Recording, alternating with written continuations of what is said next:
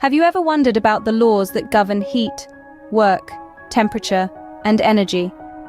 Today, we're diving into the realm of physics to explore the fascinating laws of thermodynamics. Our journey begins with the zeroth law of thermodynamics, a law that came into existence somewhat backward in time.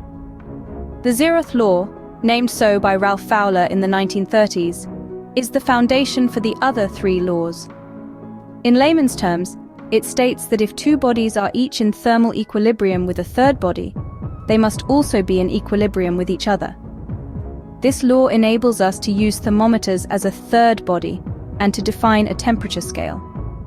Next comes the first law of thermodynamics, a principle you might recognize as another version of the law of conservation of energy. It tells us that within an isolated system, the total energy remains constant. Energy can't be created or destroyed, but it can be converted from one form to another. If a system isn't isolated, the change in its internal energy is equal to the difference between the heat added to the system and the work done by the system.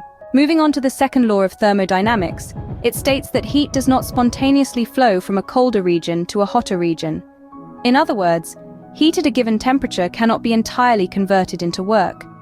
As a result, the entropy or measure of disorder of a closed system tends to increase over time.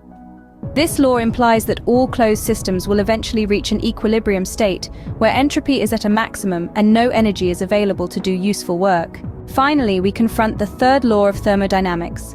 This law states that the entropy of an isolated system approaches a constant value as the temperature of the system nears absolute zero.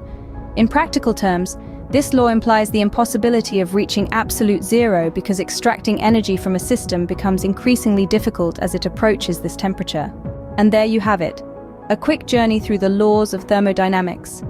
These laws not only help us understand the fundamental principles of energy and heat, but also provide a foundation for many of the technology and innovations we see today.